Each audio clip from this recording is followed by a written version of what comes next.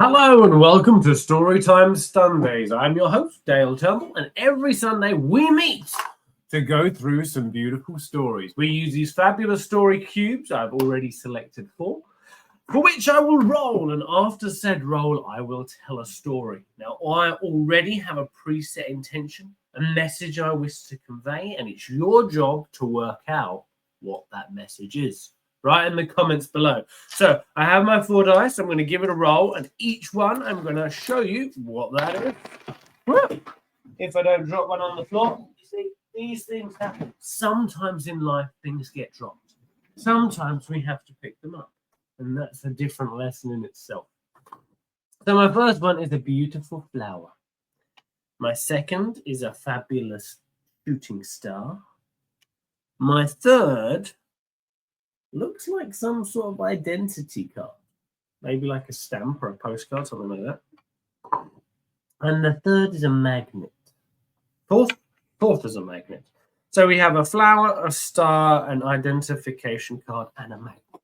So, without further ado, let's get started. So spring is a beautiful time of year. It's a time when flowers grow, newborn animals born, and it's a real recreation of new life. It's when things start to flourish. And I actually, my uncle John, he's a farmer, and a couple of years ago we went to his farm in springtime as things started to grow, things started to develop, and it was really quite interesting because he had a few different plots of land. Now, the first plot we went to, we saw it was beautifully organized, like all of the, I don't know if they're called divots, but essentially all of the little grooves of dirt were essentially set up so that the seed planting machine could come along and essentially start to make the ground fertile, start to plant the seeds, so things throughout the season could then start to grow. Now, the second field in itself was really quite different. It was, it actually had trees in it, and it looked like what was to be said to be apple trees.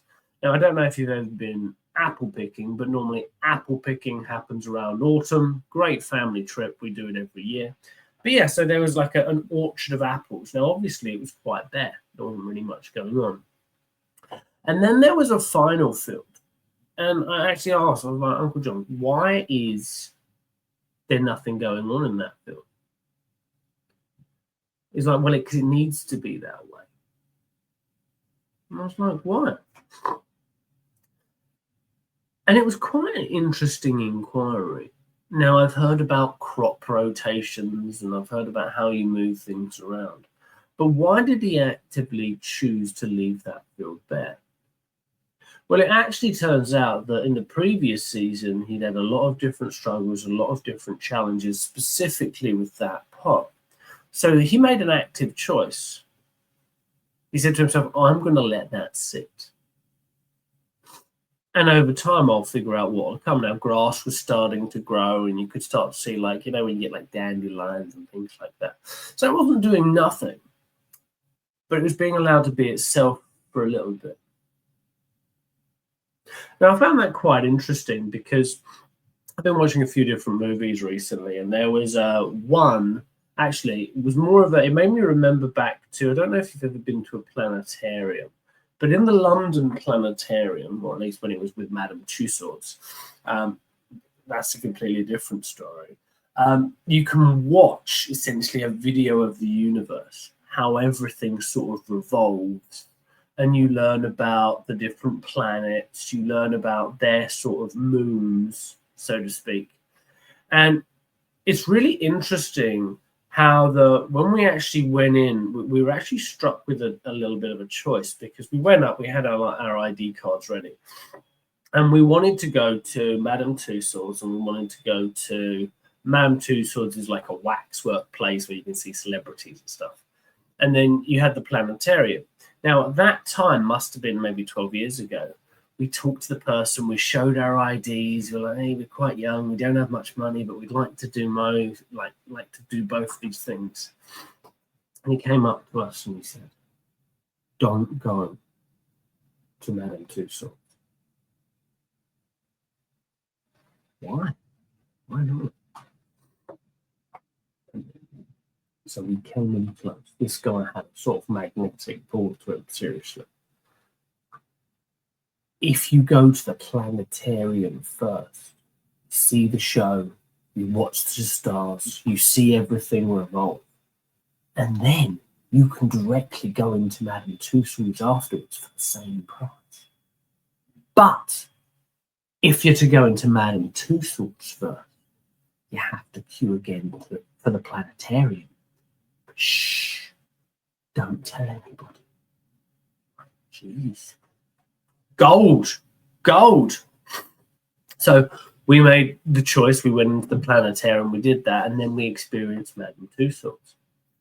And it made me think that sometimes we can have different choices in our life. And sometimes we don't even realize it, but the choices that we make actually exclude other options that we have. It's strange that how one way we can do one thing and one way we can do another. Similarly, as atoms in our universe have different polarities. We've got the electron, which is negatively charged, proton, which is positively charged, neutron, which is neutral, and how everything seems to revolve. There's some things within some spiritual and esoteric stuff. As above, so below is above, so within, so without.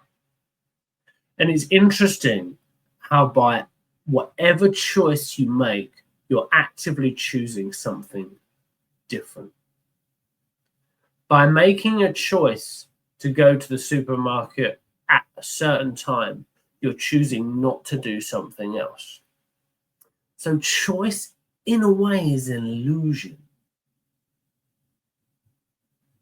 And it made me think, what times in our life do we make a choice? And in that choice, we actually lose choices. That's Storytime Sunday. Have a great one, and I'll catch you next week.